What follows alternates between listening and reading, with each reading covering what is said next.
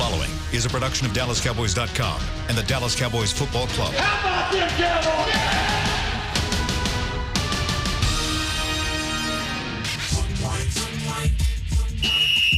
Let's go, baby. Are you ready for a break? Yes. Are you ready for a break? Absolutely. Ready for a break? Yeah, and so much for that. It's time for The Break on DallasCowboys.com. We were on the break. With Nick Eatman, David Hellman, Ambar Garcia, and Derek Eagleton. It is Wednesday, December 11th, 2019, Season 15, Episode number 97. Welcome to another edition of The Break. We are live from the SWBC Mortgage Studios at the Star. And today's Wednesday, so we get you guys ready. We start getting you guys ready for Cowboys versus Rams. We're going to go through some storylines with Nick. I know he writes the article every week on DallasCowboys.com. Who just announced has a new baby on I the know. way. Isn't that cool? Congratulations. Now, he announced it for them. We all knew, but congratulations to Mr. Eaton. Are we putting heads? Yes. Are we putting headphones on? Yes. Yeah, we do shows. We are. I know. We don't take calls right off the bat. So. Were we taking calls? You might. Let's take one today. Okay. Yeah. You guys want to call us? Call us 888-855-2297. Derek goes, we're gonna take some phone calls today. We are going to take some 2 phone minutes calls. left in the show. You're trying to pull up your story, right? That's what it is. I always forget about. I know. The Every Wednesday when I say it, I look over at Nick, and like, inevitably he's like, mm-hmm. and he's on his phone trying to pull it up. But find out, where who Dave I is also going to give us his breakdown of the LA Rams offense. Tomorrow we'll do defense, but today we'll break down the offense. That offense is looking a little better these last couple weeks, so that'll be something for us to pay attention to and talk a little bit about. And as I said before, we will take some phone calls. The number is 888-855-2297. You can call us there. You can also hit me on Twitter at Derek Eagleton. I'll take your calls or your questions from there as well. First, let's start, though, with some injury updates. Jason Garrett had his press conference this morning, talked about a few guys that would return and one that would not. Tell me what's up with the injuries for this team. I think everybody's healthy except for, healthy, no. Able to participate in practice and potentially play, yes. Specifically the three that were not at practice or did not play last week in Heath and Woods. They're all Pollard. out there. Right. They're back. Right. Leighton Vander Esch is the one, and at this point, it's fair to wonder if he's going to play again this year. I would lean toward no, honestly, at least not in the regular season. There's only 3 games left. If it's bad enough that when did they sit him down? Detroit? Yeah. Or was it the Giants game? It was a road game sure. He hurt himself against the Eagles. Didn't come back against the Giants, right? Mm-hmm. And then I don't remember if he played against the Lions or not. It definitely was a road game because walking off the plane, the flight attendant said, "Here, can you give this neck pillow to Leighton Vander Esch?" I was like, that's what they ask you? Yeah, and I'm like, how do you always become the guy that's supposed to be doing that kind of what stuff? Do you got to help Tony up to podiums. Okay, that's like 10 years ago. I know, but still, I got you. Well, I don't know because it took me a while to get my coat on or whatever, and so the flight attendant was like, "Here's his neck pillow," and I'm like, he doesn't want this. Did you chase him down? No, I didn't bring it to him. Okay. Until I brought it to work, but I'm not going to take it in there until Wednesday of that week. And then I said, I got your neck pillow, and it was like a kid at Toys R Us. He was like, "You've got my neck pillow?" And I was like, "Oh yeah, I'll bring it to you." He's like, "Oh, thanks." Dude's got a neck injury. And then he has not played since.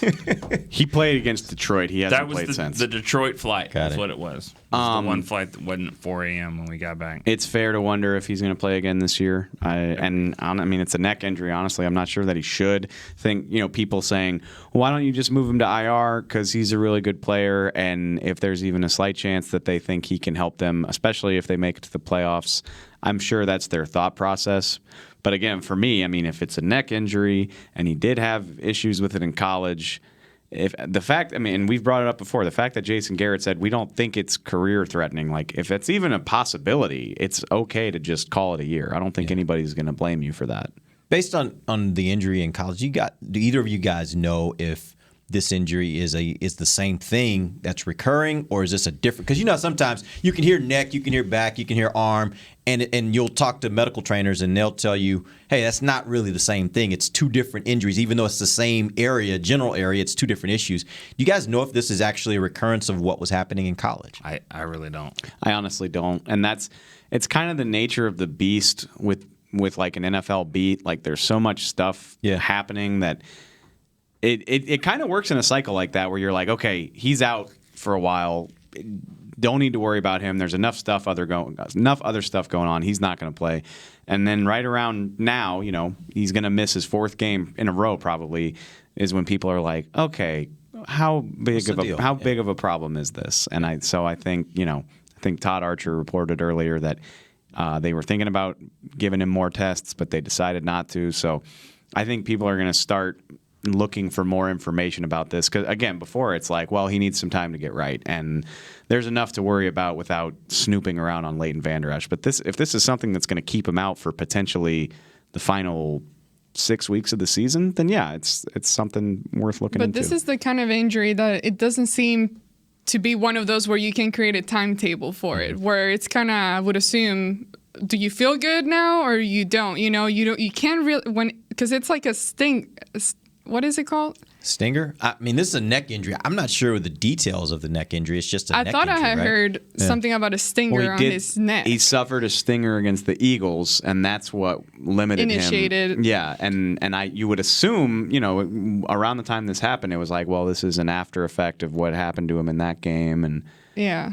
I do not have a ton more information. But it's not like you broke your hand and how long that's going to take to recover. This is one of those that it's just going to be really hard to figure out exactly when he comes back. Yeah, scary part is when you talk about necks and backs, like that's never a good thing. And certainly, again, I agree with you. The fact that Jason actually said we don't think this is going to be career threatening. The fact that you had to have that the day he said that, I was like, that's a weird thing to say. It jumped out to me for a second-year player, right? Yeah. And so you would hope that everything's going to be fine. They just need to let this thing settle down, and eventually it'll get to a point where it's okay for him to be able to resume playing. But we'll see how that goes here in the next coming weeks. Let's go ahead and jump into these storylines. Nick, walk us through some of the storylines this week, Cowboys versus Rams. All right, the Rams, we all kind of know where they are. They're starting to play like the team that, went to the Super Bowl last year. I mean, they're not as good, I don't think, but 8-5, they've kind of turned things around. Not as good as they were last year. Is that what you're saying? Well, the record isn't. Yeah. I mean, I don't know if they're as good as sometimes. First place schedule, all that stuff goes into play. But they did get beat 45-7 at home by the Ravens, so that's pretty ugly. But the last 2 games they've kind of turned around. Big win over Seattle. One of their storyline, is the fact that they are also a team that does not start really well. The last couple of games, though, they have scored touchdowns early in the game. That's just the second time out of 10 games, or the last 10 games that they've scored on the opening drive. They're getting outscored by their opponents in the first quarter, 48-42, but they can turn it on in the second. So that's something there. Only 10 players in the NFL this season have caught 70 passes and 900 receiving yards, and 2 of them play for the Rams. So Cooper Kupp and Robert Woods. Also, Amari Cooper is doing that. So yeah, that's a lot of guys. They are problems. 2 guys that catch, and they also get yards. Now Kupp has 7 touchdowns. He's a red zone threat for sure. I know Dave will talk about him. He's going to get into also Todd Gurley and the fact that he's got 770 rushing yards. I think the biggest thing though is that he only has 168 receiving yards. He's not doing the duo threat that we've seen from him before. And then the last storyline is if you talk about guys, you have to talk about Aaron Donald. He's a beast. I saw him getting quadruple teamed in a game the other day. He still has 11 sacks. He's only the second defensive tackle in the history of the league with 4 seasons of 11 sacks or more. And he's done it now 3 years in a row.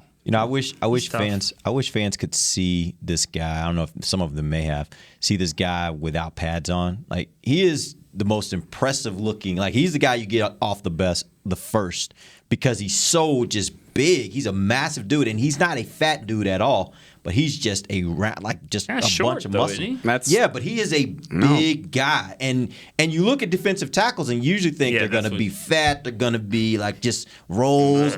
That ain't that dude, man. He is an impressive dude. All muscle. Funny that you say. Yeah. I mean, you're not wrong. You're absolutely not wrong. He's got like an 8-pack. He's jacked, but he's like 5'10". Yeah. And that's why, he should have been a top 5 pick, and his size hindered him in the eyes of draft evaluators. What was he, like 9th? I want to say 10th. He absolutely earned probably $1 million with one play at the Senior Bowl. People think Senior Bowl, it's kind of a 13th, sorry, even lower than that. I think Odell was 10th. There you go. So he went 13th. Yeah. And Zach Martin went 16th. Yeah.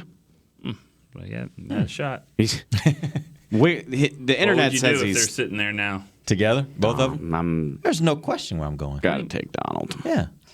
Zach's really good. Don't get me wrong. No, Zach's really great. Yeah. Okay, Donald's better.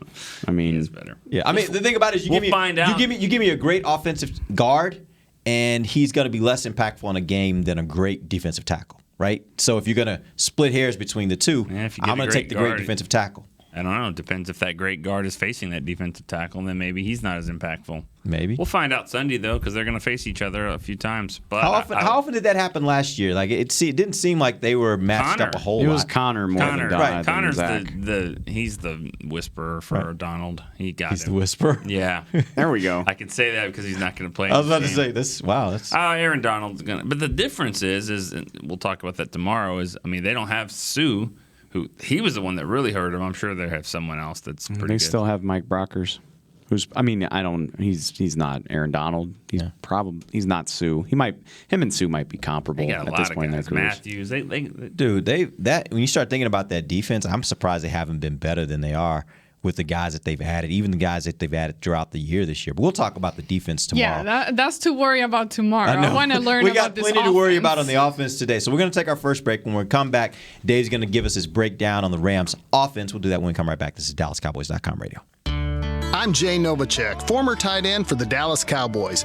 Back in the day, I was the guy who always got the tough yards, and that's why I run with John Deere today. In fact, I have a John Deere 3025E tractor that can handle any yard work I need to do, even the tough yards way out back. So if you have 1 acre or 1,000, John Deere has the equipment that's just right for you. Visit a John Deere dealer today and run with us. We are the official tractor provider of your Dallas Cowboys. Whether you're into being a part of this or more into something like this,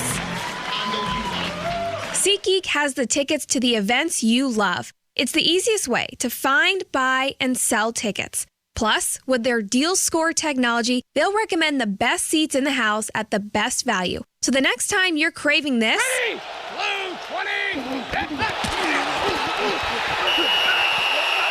download the SeatGeek app and let's go. SeatGeek.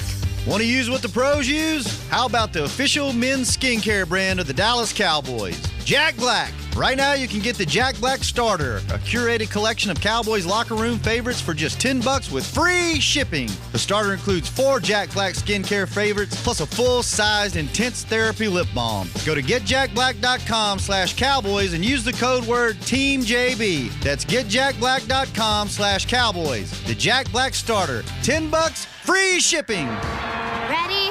Okay. Give me an S. S. Give me an O. O. Give me an S. S. Give me an O. O.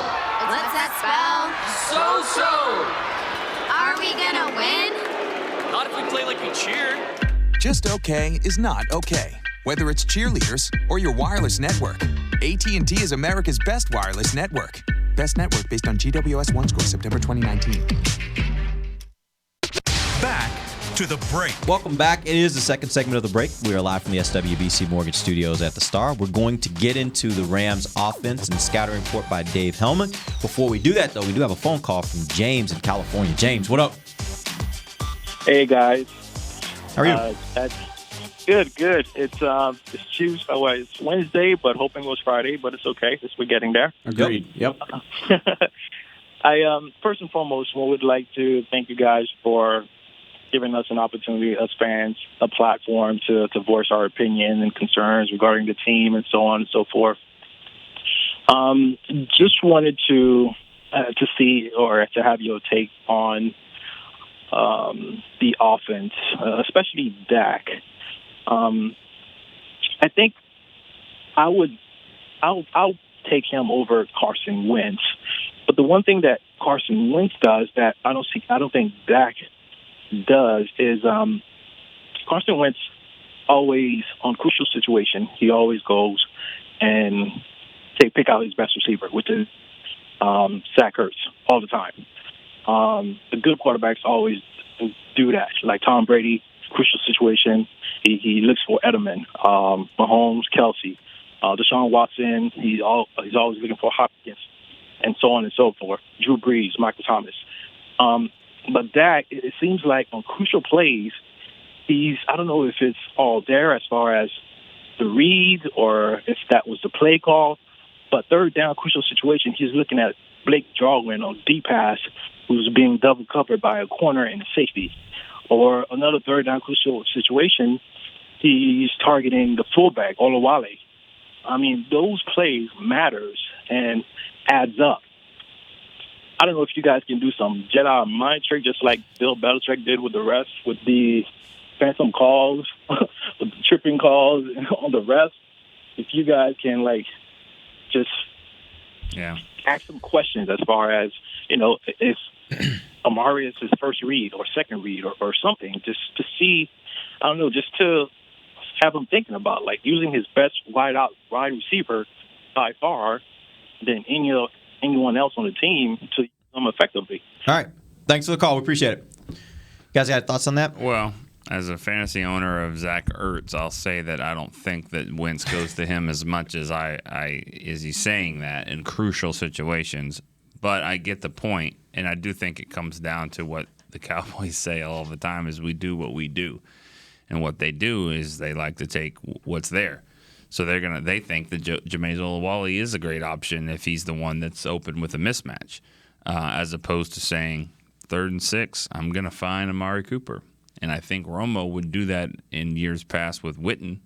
And I don't know if Dak has what he deems to be a security blanket type receiver right now. But in order to do that well, I think that has to be a part of the scheme. So if you want to get your best player the ball, you have to scheme opportunities in those situations to get him open because the other team knows that guy's your best player as well. And so if you're just going to him and you're not doing something to get him open, then you're trusting that he's going to be able to, in many instances, be able to beat a double team or sometimes 3 guys bracketing him. And that's not a good situation either. We saw that for many years with Dez where there was a thought of, are they forcing the ball to Dez? Well, yeah, you want to have a balance. And so I think that has to go to the scheme, and the coach is saying, hey, we want to be able to find ways and create opportunities for our best players to get open and not just tell Dak, hey, find your best player. Yeah. I think it can all be a little bit true. I would quibble at first, a lot of the guys he just named, there's not a lot of other options. Like Carson Wentz, by the end of that Giants game, there were no other reliable players on the field. Drew Brees has Kamara and Michael Thomas. Quick, name the next Saints receiver behind him. Meacham. Ted Ginn. Ted Ginn. He had pretty good games last week. They all have good games because they're Devery Henderson, great guys. I mean, Devery Henderson. Traquan Smith and Ted Ginn are the answers, but these are not game-breaking receivers. And honestly, I would argue, we always say we've talked about it before. Is Dak that type of Drew Brees quarterback at this point in his career who can put it on his guy always wherever he wants it? Throw open the back shoulder fade. All that type of stuff. He can do it at times, but can he do it reliably? And so I don't like the idea of Dak forcing balls to Amari Cooper no matter what. I agree. I think Dak would tell you his favorite receiver is whoever's open. And then that comes back to, yes, scheme. Scheming looks that get Amari open sounds great. Throwing it to the fullback who's playing 10% of the snaps on the season on 4th down, I don't like it at all. Mm-hmm. And people have been going back and forth. Well, Jameis ran the wrong route. That's not Dak's fault. Okay, just don't run that play. And Tony Pollard wasn't there. He wasn't playing in that game, and Zeke needed a blow. That's fine. I don't like the idea of that being your primary look on 4th down when Jameis Olawale disappeared from this offense after week 1. He played 20 snaps, averaged 20 snaps a game first 3 weeks of the season. He has rarely gone over 10 since then per game. I think that's ridiculous that's, and they're all pros, make the catch, run the right route. I get that. But let's work with the guys that Dak has the experience with. Randall Cobb was open on that play. He might not have been the first read, but go to the guys that have done it for you. And it's stuff like that drives me crazy. Not so much that he's not just trying to feed Amari Cooper. I mean, Amari's going to finish with 90 catches this year. That's pretty good. Yeah. Well, and to add to that, to your point, me personally, I don't trust this offense to handle injuries. So, for example, if Amari Cooper per se has to miss another game, it's I don't trust Dak to find back that comfort of being able to connect with other receivers. We've seen him do it, when he divides it up and throws it to Randall, and that works. But I think that when this offense all of a sudden has to miss a key element, they just freak out and don't really know how to handle that or how to adjust to that. So if you were to do that, then that creates, in my opinion, a bigger problem for when a bad time comes where you need to readjust and find other options. Yeah, I think that's a good point because you're right. If you're relying on your best player that much, then what happens when he's not there? And as we saw this year, that can happen. Yeah. It happened in the Jets game, and it wasn't expected to happen. You just had an injury there early, and he's out. And so how do you adjust when you're relying on that in those kinds of situations? Yeah. I much prefer hey, find me the open guy. And if you want to scheme guys open, scheme them open, but always go to the open guy. Right? Yeah, I mean, that we talked about this, I think, before you got here the other day, that the Jets game is no longer the one where you're like, how'd they, lose to the Jets? I mean, because the Cowboys are about to be the same record as the Jets. So yeah, it doesn't look as awful right now because you thought they were going to be a top 3 pick, and all of a sudden they're finding ways to win football games. Yeah, they're clutch. Actually, they win games in the clutch. All right, let's go ahead and jump. That just sounds weird. Let's just go ahead and jump to the Jets clutch. That sounds weird. Let's go ahead and jump to the scouting report, Dave. Tell us about this Los Angeles Rams offense. You alluded to it. They haven't been good for a pretty large chunk of the season, but it seems like they are rounding into form at the right time. I think a big part of that is their offensive line. We talk about injuries and nobody feels sorry for you, yada, yada. The Rams' O-line has been a disaster this year, and not just in terms of players not playing up to their potential. They haven't been healthy. I read this morning. They've only have one original starter playing in his original position from week 1. That's Andrew Whitworth, who's he's 40. He's good. He made the Pro Bowl last year. He hasn't played up to the expectations he's set though, because people thought his career was kind of done. He goes to LA. He made the Pro Bowl. He hasn't been playing on that level. It seems like he's playing better, but they lost Joseph Noteboom early in the season. They lost Rob Havenstein, their right tackle, early in the season. They had to trade for Austin Corbett. They had to move their left guard, Austin Blythe, to center.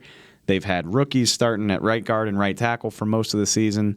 So it's been pretty rough. And it looks like they've kind of found a way to make it work. I think Havenstein should be available for this game, it sounds like. So, the Cowboys have caught breaks all season. That's going in the opposite direction where he'll be in the lineup playing against D-Law most likely.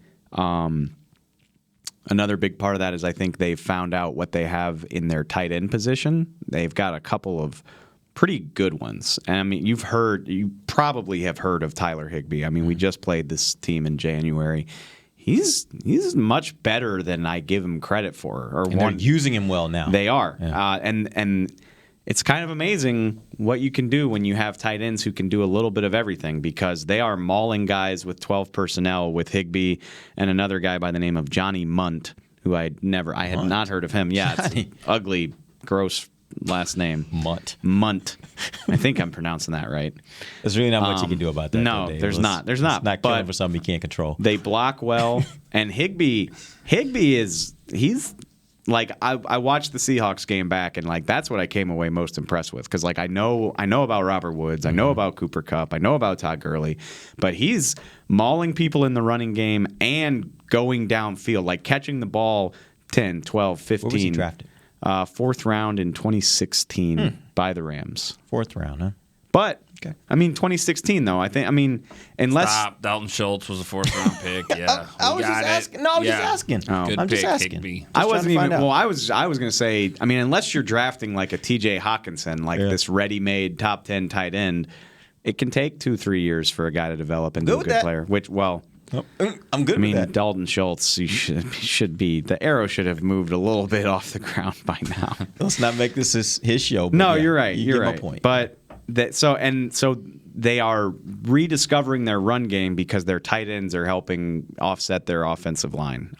Gurley's been playing well these last 2 weeks. Sean McVay had a great one-liner last week where somebody was like, well, why is Gurley been so involved the last 2 weeks? And McVay was like, because I decided to stop being an idiot and get my best player involved. Here we go. So I remember when Garrett said that one time. I literally I heard that and I was like, imagine having a head coach who would like provide a funny, good headline for you. But honestly, there's more to it than that. It's not just that. It's just saying, you know what, you're right. It's the arrogant level that has to just drop a little bit and be like, you know what, we've been doing some different things. That's we true. Get back to basics here. Yeah. I was thinking about it. I heard the selfishly. Eagles coach saying the same thing or similar thing a week or two ago, and I was thinking the same thing. Like, it's kind of refreshing. It's kind of refreshing to hear him just be like, yeah, I got to get my own way. Doing some stuff. We said, you know what, this stuff works. Let's just go and run the ball and get Gurley involved. Which actually, that's another great point because the Rams got famous last year because it was like 95% of the time it's 11 personnel. It's the same 3 receivers. They don't change. They're good at it, and that's what they do. Well, they're adjusting for their deficiencies this year because they're all the way up to 20% 12 personnel. Like they use it a lot because they have a good versatile tight end and a great running back. So it's working for them. Their receivers are scary because they're versatile. Kupp and Woods and Cooks can all line up anywhere. I mean, good receivers can, but they do it a lot. You see Woods lines up in the slot. He lines up outside. I think Woods is Goff's guy. I know Kupp and him both have 70-plus catches, like you said, but it seems like Woods is, to the caller's point, Woods is like the guy he's looking for. I think he's one of the most underrated wide receivers in the NFL. Except in the red zone. In the red zone, Cooper Kupp, I mean, I saw a stat the other day. I have to look at it closer, but it was like, of the first 40 games of your career, the number 1 receiver in the NFL history of touchdown catches is Randy Moss. Number 2 is Cooper Kupp. Wow. Yeah. He's a stud. And he doesn't have a ton of catches to go with it in yards. He just goes down there and he's a great route runner. Was he a guy that you guys loved on the draft show? I mean, I don't want to pat myself on the back, but I loved him. Right. No, I loved Don't Cooper break Kupp. your arm. You I know. needed to right. Yeah. I mean, I liked Laquan Treadwell too, and that didn't work out for me. Yeah, we all have some good ones and some bad ones, right? If you win Hester, remember that? Way back then, I was like, draft Hester. Gotta have him. You were kind of right. But I think I wanted to play him at offense. I don't care. You would have been right. He at would least have been on returns. team. Yeah. He's just. I mean, he's a mismatch. I mean, he's a big-bodied guy who's. I mean, like he's got slot receiver shiftiness in a Jordy Nelson type of body. Mm-hmm. He's really talented. Is he a bigger guy? I mean, he's not small, but I mean, I'll pull up his measurables. So Cooper Kupp. Yeah, he's like 6'3", I want to say. Really? Yeah. For some reason, I thought he was like that 5'10", 5'11" kind of guy. He's 6'2", 200. Like he is not a. I mean, yeah, he's not a pretty small big dude. What? It's okay. No, when you see a slot guy, you assume slot guys are going to be a little smaller, and he's not. Gym rat, student of the game. No, super smart slot receiver. I mean, how often do you slot receiver? Slot receiver. I mean, he's not like that. Yeah. He's a different. Name other slot receivers that are big. Like it usually doesn't happen. Even here, he's a different breed. He's a good player. Stop putting words in my mouth because that's not what I'm saying. I'm trying to keep us on the rails keep here. Going. I'm trying listening, to keep us out of the Keep ditch. going. I don't think Jared Goff is that good. I don't. Say it again. Say it louder. I don't think he's that with some conviction. I don't think he's that good. I don't. I mean, good. I was needing a headline title for this show. Finally, I got one. Jared Goff isn't that good. He's fine. That's what it's going to be. He's fine. He clearly. I mean, he got him to a Super Bowl. He's played well enough that you got to keep him. I mean, you're not going to start over. Like Jared Goff can win you games, but I don't know. He's completing 27% of his deep balls. I don't think he's a great decision maker. He's thrown 15 touchdowns and 14 picks. He threw 2 picks in this Seahawks game, one which was returned for a touchdown by Quandre Diggs, which, we dissect everything Dak Prescott does, and nobody else misses open receivers as often as Dak. Well, I watched Jared Goff just sail a crossing route, literally went 2 yards past and 1 yard high on the receiver and right into Quandre Diggs' hands. He's like, oh, damn. Yeah, I saw that. Thanks. Touchdown. I never saw anyone else in the picture but him. It almost looked like he was the receiver. I mean, it really did. Like, if the receiver's reaching his hands out over the middle, the ball was up here. He's like, oh, well, I was down here, Jared. What were you throwing? One of those where you think it's got to be to somebody else. Yeah, Like, this, Right. this- Where was oh. the other guy? The other guy fall? Like what was This his wasn't joint? to me. And I'm not trying to kill Jared Goff because that stuff happens. But if you listen to Cowboys fans, it doesn't. Like Right. it It's just only Dak. happens to Dak Prescott. Yeah. Honestly, I was watching the game like on replay and was looking at some of the things that he's able to do. One, he can at times he can get rid of the ball pretty quickly and still connect with his receiver. What are we He talking can- about? Dak or No, or Goff. Goff. Okay. He can get out of the pocket quickly and still make a decision. And yes, he makes mistakes, but facing this Cowboys defensive line and the way they've been playing, I started thinking, I'm like, fair. oh my God, he can be really, really good in this game going against the Cowboys. Because if he played against Seattle, but even then, the fact that he was able to do those kinds of things there in that game, it started making me think about, oh boy, what is this going to look like when they're facing this Cowboys defensive line? I absolutely don't disagree, and I just kind of crapped on him, but I mean he's a talented player. Like he is and for every what the hell was that? There's he had a play rolling out where he found Woods. The coverage was good, and he just rifled it in there. I mean, he was the number one pick for a reason. He certainly can make plays. I question his decision-making, and his accuracy is not outstanding, not by NFL standards. But can the pass rush get to him? Can the Cowboys cornerbacks cover these guys? I mean, we just talked about, Robert Woods and Cooper Kupp can both play in the slot. They're both big. And I mean, that sounds like a problem for Jordan Lewis, honestly. And that's the other thing is Sean McVay's smart. He schemes easy throws for this guy all the time. Like lots of crossing routes, you see like so many like layer concepts where there's a short option, an intermediate option. I know that's obvious, but they do it all the time where it's kind of like, okay, roll out and whichever one looks the most appealing, hit him. And it's 5 yards, 12 yards, and 18 yards. It happens all the time. And they're not hard throws by NFL standards. So having said that, I don't think he's amazing. He's certainly good enough to hurt these guys because Jeff Driscoll did and Mitch Trubisky did. Yeah. The key to Goff is the fact that he has the coach that he has. I think that you always have to factor that into a quarterback because I think the better the coach, the more that you can hide some of those deficiencies and give them opportunities to succeed based upon what they do well. Because he definitely does have some talent, definitely has arm talent, and can do a lot of things. Maybe you just hide some of those things he doesn't do so well. Go ahead. If the last 2 weeks are any indicator, I mean, they're going to try to set it up with Gurley, though. It looks like he should be fresh. He's only got 170 carries on the year. And how much does that scare you knowing how tough the Cowboys have so much. Yeah. So much. Good running backs have killed them. Yeah. Sony Michel's like the only really good running back that they had a lot of success Bad running against. backs have had, I shouldn't say bad, but average running backs have had decent days against them. I'm thinking about Dalvin Cook. Yeah. Ugh. You're thinking about Bo Scarborough. Yeah. Who, I mean, he's not even a decent level yet. Yeah. It was just And he had some good runs. It's just running backs have had good days against him. Just Running leave backs. that adjective out. So I think that should scare everyone going into this game. Yeah, for sure. All right, we're going to take our final break. We'll come back. Let's get some calls. 888-855-2297 is our number. Again, 888-855-2297 is the number. We'll be right back. This is DallasCowboys.com radio. Ready? Okay. Give me an S. S. Give me an O. O. Give me an S. S. Give me an O. O. What's that spell? So. Are we gonna win? Not if we play like we cheered. Just okay is not okay. Whether it's cheerleaders or your wireless network, AT&T is America's best wireless network. Best network based on GWS One Score, September 2019. Ladies and gentlemen, it's that time again for Tailgating with the OtterBox Boys. OtterBox, the company that builds wildly overprotective phone cases? The one and only. But cases are just the start. OtterBox is the official outfitter of tailgating. If they can keep my phone safe, what can they do for my parking lot party? How about protecting your beverages from suboptimal drinking temperatures with their elevation tumblers? And OtterBox elevation tumblers come in 3 sizes: a 10-ouncer, a 20-ouncer, and even a 64-ounce growler. Check out all the colors and sizes of their elevation tumblers at otterbox.com. Whether you're into being a part of this or more into something like this,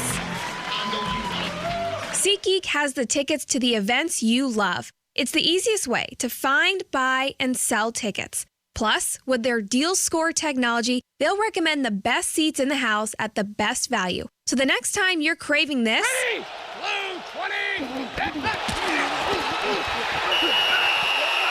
download the SeatGeek app and let's go.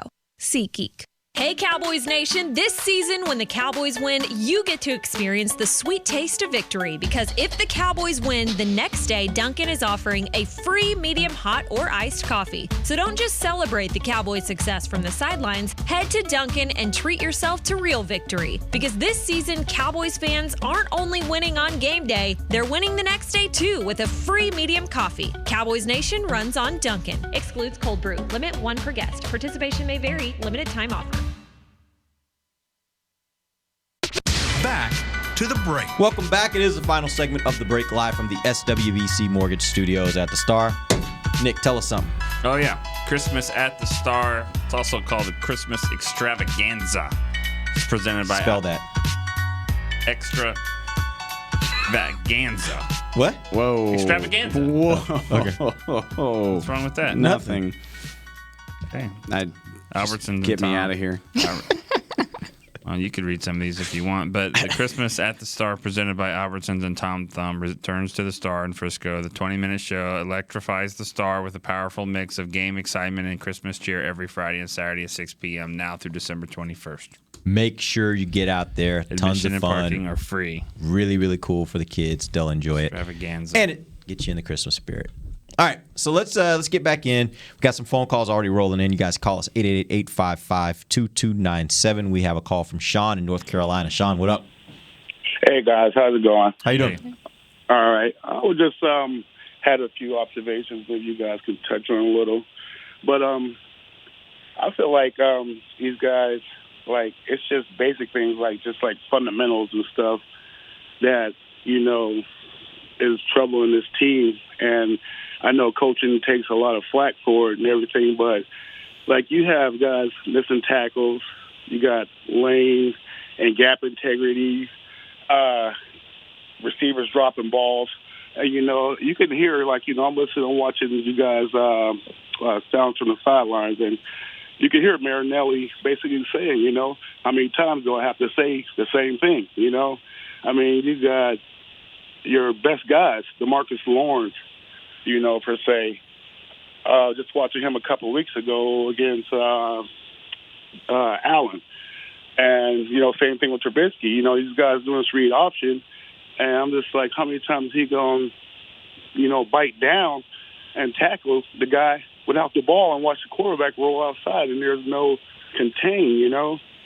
And that's just one thing. Another thing, you know, this team preaches about having the right kind of guys.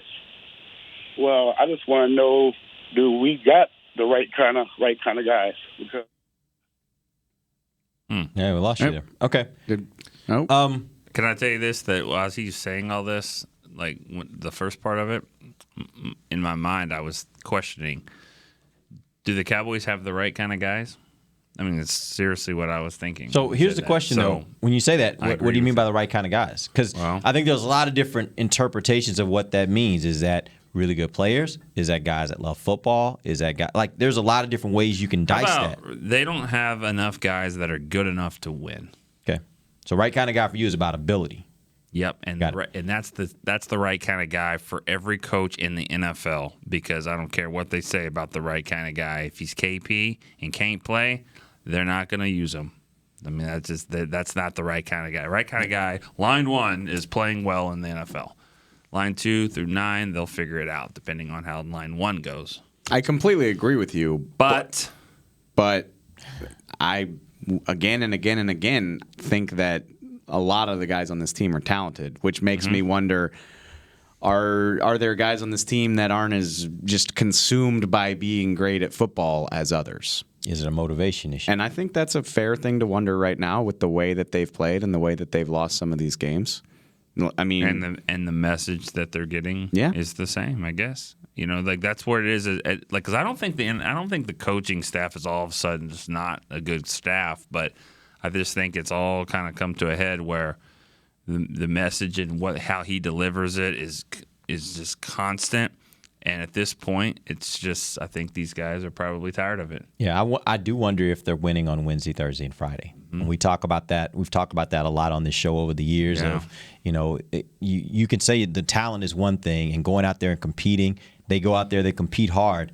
But if you don't have that same level of enthusiasm and commitment on Wednesday, Thursday, Friday to prepare, then it'll show up at points in games when you just don't know what's going to happen. You don't have a good enough read on your opponent because you maybe didn't study enough, or maybe your body's just not prepared because you didn't take good enough care of your body to be able to have that push in the fourth quarter when you're tired, right? There's lots of things that are about what you do on Wednesday, Thursday, and Friday that ultimately lead to success on Sundays. And all those things, in my opinion, are fair right now because of the way they're playing. Yeah, I mean, it's hard for me to think you are winning during the week. Again, I mean, that Chicago offense sucks. Like, it's so bad. And they looked – and Trubisky wasn't throwing dimes. He I think I read he was averaging 3.5 air yards per completion, which means he wasn't throwing the ball downfield. And it didn't matter because tight end screens and – checkdowns to Cordarrelle Patterson are going for 35 yards.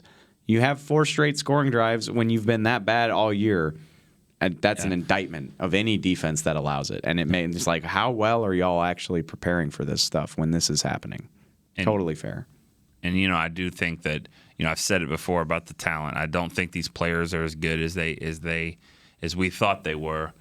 I definitely don't think they're as good as the coaching staff thinks they are. Because I think that they continue to do what we do with these guys, and it doesn't work. And I put a lot of it on the players, but it is very clear that the coaching staff is getting out-coached in these other games to these other staffs.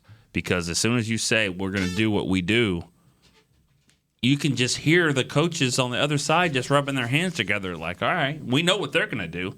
What if we did this? Because we know what they're going to do. They're going to do it. No, I love it. I agree with everything you said. You said it in a funny way. They're getting outcoached. And it's not just Jason. It's the scheme. It's all of that stuff.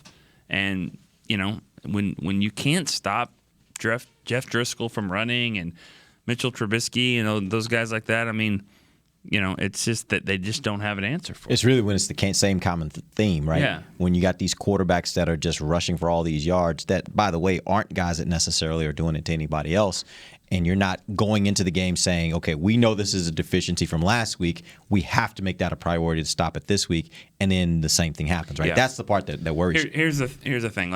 I've seen a lot of college football games a lot, and I've been on both sides of it where this team's going to, you're playing a team that they're not going to beat you tonight, But the first play of the game is just a triple reverse pass to the receiver back to the quarterback, and he throws it over here to the running back, and they get 50 yards, and you're like, all right, well, that was a good play, but you're not going to win. And right. You know you're not going to win because you had to do that on the first play to tell your guys we're going to do this, but you really know you can't win because you had to do that kind of stuff. At least they're trying, though. See, the Cowboys, I don't think the Cowboys are we're taking the ball to start the game. We're going to go. We're going to score and all that. They think they're going to win, but I don't believe that they have the talent to do it. So when do they figure out the talent isn't playing up to par to be able to do it. Okay, either way, I mean, the result's the same. Yeah, so when are they going to flip the switch and go, we can't beat the Rams like this? We need to do different things. I'm not saying you have to run trick plays, but trick plays are show you that you're going to try to go into the bag a little bit to do some different things. And this team doesn't. They're just like, we're going to keep doing this because we have done it in the past. Not against a winning team, but they've done it. You know what I'm saying? Where it's like, yes, that's where the arrogance comes into play. Okay, we're not good enough to beat them. And like Jason's first year, when they were 1-7 and then he took over, they played games against the Saints and the Eagles that were really good teams that year. They didn't win the games, but they hung in there. They almost won. The Saints, they probably should have won that Thanksgiving Day game, but they played a different way where they had to slow everything down because they knew their defense was terrible, slow it down. And all they that. would get into drives where they just ran. Okay, I know I'm rambling. All I'm saying is that there's you have to at some point realize, okay, almost cussed. This stuff isn't working. And because it's not stuff, it's the other one, and it's not working. So do something different. Take your ego, put it over here, and try to win the game. All right, guys. Appreciate you joining us. We'll be back tomorrow. We're going to talk defense tomorrow. That's that Rams defense. You think the offense is good? Yay. We got some doozies for you tomorrow. We'll talk about that. For Nick Eatman, Dave Hellman, Amber Garcia, I am Derek Hilton. This has been The Break live on DallasCowboys.com radio. This has been a production of DallasCowboys.com and the Dallas Cowboys Football Club. How about this, Cowboys? Yeah!